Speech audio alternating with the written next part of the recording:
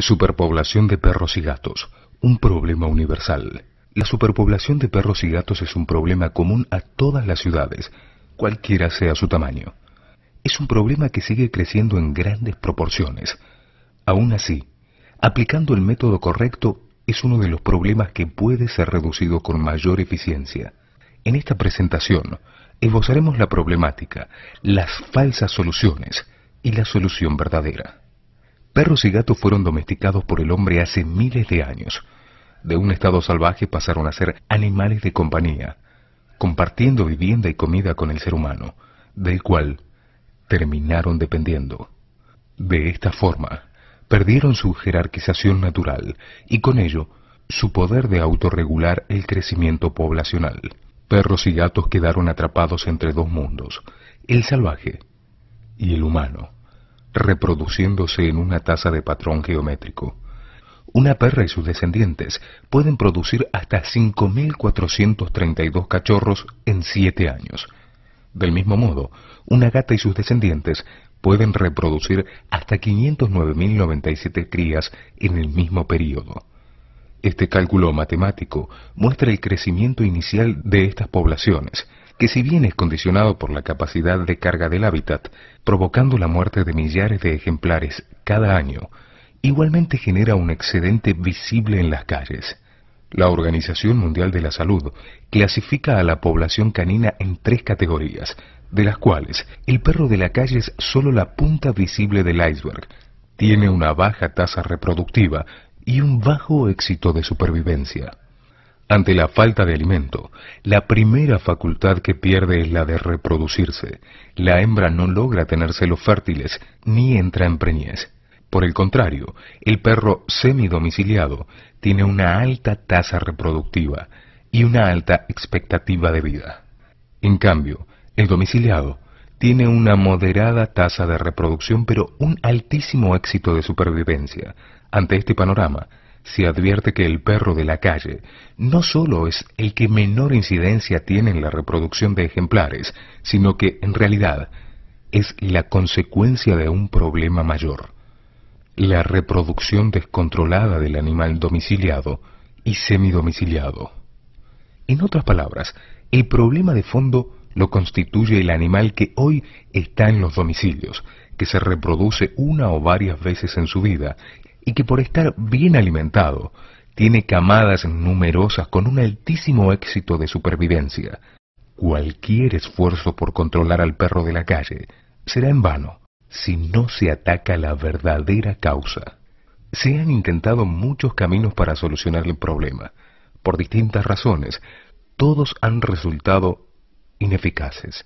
Por ejemplo, la matanza de animales, los anticonceptivos, la recomendación de aislamiento durante el celo, la vasectomía, la ligadura de trompas, el DIU, la castración química, los refugios, las adopciones, las castraciones a cuentagotas, la limitación del servicio de esterilización de animales sin dueño o de dueños carenciados, el registro e identificación, las licencias o patentes y las multas. La verdadera solución consiste en la implementación de un programa de control ético de la fauna urbana como política de Estado. Para que esto sea posible, es necesario el marco legislativo correspondiente que garantice la continuidad de esta política.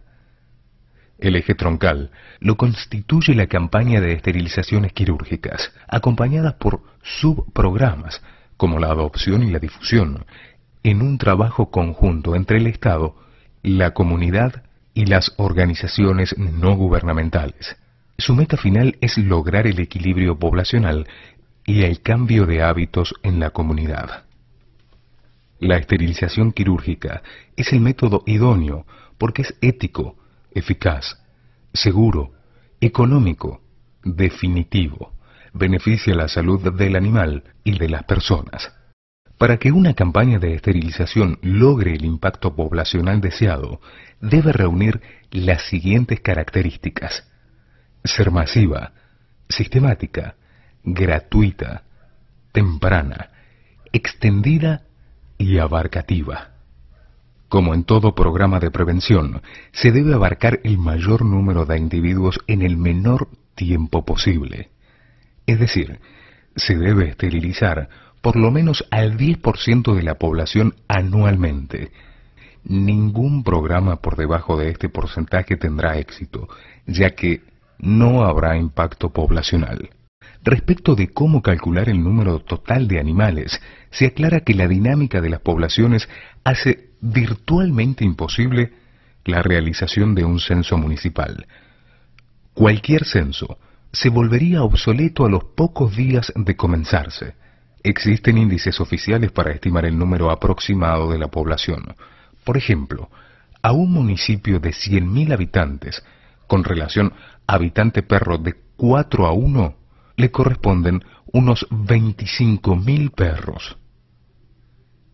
Si existieran dudas sobre los índices de referencia, puede realizarse un muestreo probabilístico o de manera sumamente sencilla y sin costo, un muestreo incidental. El ritmo de la campaña y la economía de insumos se obtiene por la acción combinada de un equipo entrenado con un sistema de división del trabajo y la simplificación de las maniobras quirúrgicas. Trabajándose a ritmo de campaña, el costo de insumo para las cirugías de caninos oscila entre los 5 y 10 pesos, siendo 2 pesos para los felinos. Según experiencias municipales, se advierte que solo el 20% de los casos de los caninos corresponden a animales mayores a los 20 kilogramos, razón por la cual un promedio de 6 pesos con 27 es un buen parámetro para tomar presupuestos. Estos costos pueden ser disminuidos considerablemente según el volumen de la compra. El programa debe ser sostenido en el tiempo, ininterrumpido durante el año y con horarios accesibles para la población. De lo contrario, la reproducción exponencial continuará ganando la carrera. Es recomendable entregar los turnos telefónicamente y para los días inmediatos subsiguientes. La variable de deserción debe ser compensada por el sobreturno. La gratuidad del servicio es indispensable para estimular a la población a que realice las castraciones. Se debe propiciar la castración antes del primer celo o la primera alzada. La campaña debe extenderse sobre la totalidad del área geográfica, acercando así el servicio a la población. Debe incluir caninos y felinos, hembras y machos, adultos y cachorros, mestizos y de raza, de zona urbana y rural, preñadas y en celo, de clase social alta, media y baja. Cualquiera de estos factores que se descuide estará saboteando el programa. Obsérvese que se incluyen a animales provenientes de clases sociales alta, media y baja. Con referencia a esto, el estudio de Jarlot afirma: limitar el servicio según un criterio de ingresos atenta contra el éxito del programa. Es decir, que limitar el servicio a los animales sin dueño o de dueños carenciados conduce inevitablemente al fracaso del programa. Expuestas las condiciones de cómo deben implementarse las acciones, queda aún más claro que es el Estado quien debe llevarlas a cabo, por ser el más interesado en resolver esta problemática, y porque es el Estado el que tiene a su cargo las indelegables funciones de controlar la superpoblación animal, controlar la zoonosis, resguardar la salud pública, mejorar la calidad de vida de la comunidad, reducir los gastos crecientes del área de zoonosis, adoptar políticas preventivas, aplicar políticas eficientes, implementar soluciones éticas. Además, es el único que está en condiciones de ejercer esta política porque tiene el presupuesto, el personal, la infraestructura, la visión global y la posibilidad de articular acciones con difusión, monitoreo, legislación y programas educacionales. Por eso es que terciarizar el servicio a través de convenios ha resultado siempre un fracaso. A la vista está la imposibilidad de solucionar aritméticamente un problema geométrico. El ciclo debe ser atacado antes, evitando la reproducción domiciliaria. El método de la esterilización quirúrgica